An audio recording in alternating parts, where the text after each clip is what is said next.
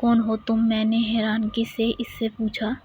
میں نورا ہوں، مولوی صاحب نے چادر کے پلو سے ناک پوچھتے ہوئے کہا۔ نورا نورا کنجری میرے نے گویا پاؤں تلے زمین ہی نکل گئی۔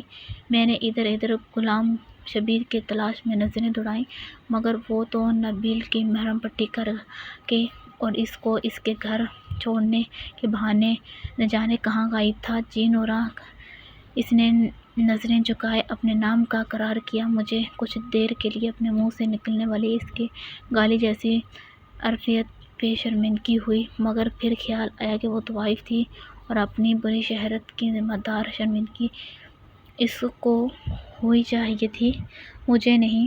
پھر اچانک مجھے احساس ہوا کہ میری موتی جیسی مسجد میں اس طوائف کا ناپاک وجود کسی غلام مذہب سے کم نہیں تھا۔ باہر نکل کے کھڑی ہو، مسجد کو گندا نہ کر بی بی۔ میں نے نفرت سے باہر گلی کی جانب اشارہ کیا۔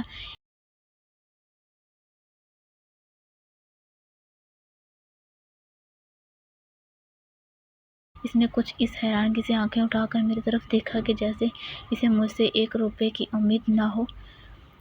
ڈبڈائی آنکھوں میں ایک لمحے کے لیے اس نے انتہائی فریاد کو لو بھڑکتی، لیکن پھر کچھ سوچ کر اس نے آنسوؤں کے پانی میں احتجاج کے ارادے کو غرق کیا اور بغیر کوئی ایک بات کیے چلی گئی۔ میں نے بھی نہ روکا کہ پتہ نہیں کس ارادے سے آئی تھی۔ اتنی دیر میں غلام شبیر بھی پہنچ گیا۔ کون تھی میاں جی؟ کیا چاہتی تھی؟ غلام پن اس نے عورت کو تو دیکھا تھا مگر دور سے شکل نہیں پہچان پایا۔ نورا کنجری تھی، پتہ نہیں کیوں آئی تھی، مگر میں نے بھی وہ ڈانٹ پلائی کہ آئندہ اس پاک جگہ کا رخ نہیں کرے گی۔ میں نے داد طلب نظروں سے غلام شبیر کی طرف دیکھا، مگر اس کے چہرے پر ستائش کی جگہ افسوس نے ڈیرے ڈال رکھے تھے۔ وہ بیچاری دکھوں کی ماری اپنے بچے کا گلا کرنے آئی تھی۔ میاں جی نبیل کی میاں ہیں۔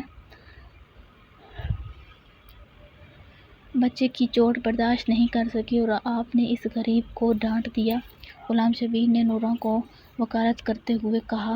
نبیل نورا کا بیٹا ہے، ایسی حرکتیں کرے گا تو سزا تو ملے گی، جیسی ماں ویسا بیٹا۔ میں نے اپنی شرمندگی کو بہودگی سے چھپانے کی کوشش کی۔ ایک لمحے کو خیال بھی آیا کہ بچہ تو معصوم ہے، اور پھر میں نے زیادتی بھی کی تھی، مگر پھر اپنے استاد ہونے کا خیال آیا تو سوچا کہ بچے کی بھلائی کے لیے ہی تو مارا ہے، کیا ہوا؟ اور پھر ایک طوائف کا تو حق حاصل کہ مسجد کے امام سے شکایت کر سکے۔ کتنے بچے ہیں نورا کے؟ میں نے بات کا رخ بدلنے کی کوشش کی۔ مسجد میں پڑھنے والے سب بچے نورا کے ہیں۔ میاں جی، اس کے علاوہ ایک گود کا بچہ بھی ہے۔ بس اس محلے میں صرف نورا اپنے بچوں کو مسجد بھیجتی ہے، باقی سب لوگوں کے بچے تو آوارہ ہیں۔ غلام شبیر کی آواز میں پھر نورا کی وکالت گونج رہی تھی۔ میں نے بھونا کر جواب دینے کا ارادہ کیا ہی تھا کہ توقوال صاحب کی گاڑی سامنے آ کر رکی۔ خود تو پتہ نہیں کیسا آدمی تھا، مگر بیوی بہت نیک تھی۔ ہر دوسرے تیسرے روز ختم کے نام پہ کچھ نہ کچھ میٹھا بھجوا دیتی تھی۔ اس دن بھی توقوال کا عدالتی جلیبیاں دینے آیا تھا۔ گرما گرم جلیبیوں کی اشتہار انگیز مہک نے میرا سارا غصہ ٹھنڈا کر دیا اور نورا کی بات آ گئی۔ یہ نبیل کو مار پڑنے کے کچھ دنوں بعد کا ذکر ہے کہ عشاء پڑھا کے میں غلام شبیر سے ایک شرعی معاملے پر بحث میں الجھ گیا تو گھر جاتے کافی دیر ہو گئی۔ مسجد سے باہر نکلے تو بازار کی رونق شروع تھی۔ بالکنیوں پر جھلملاتے پردے لہرا رہے تھے اور کوٹھوں سے ہارمونیم کے سر اور طبلوں کی تاپ کی آواز ہر سو گونج رہی تھی۔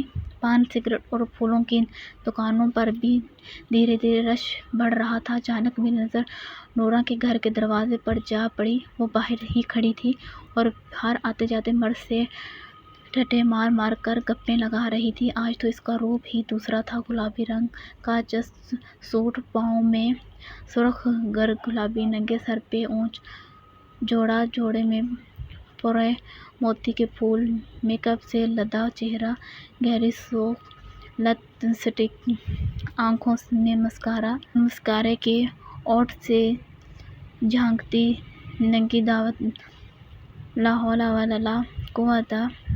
میں نے تنزیہ نگاہوں سے غلام شبیر کی جانب دیکھا۔ آخر وہ نورا کا وکیل جو تھا۔ چھوڑیے میاں جی، عورت غریب ہے اور دنیا بڑی ظالم۔ اس نے گویا بات کو ٹالنے کی کوشش کی، مگر میں اتنی آسانی سے جان چھوڑنے والا نہیں تھا۔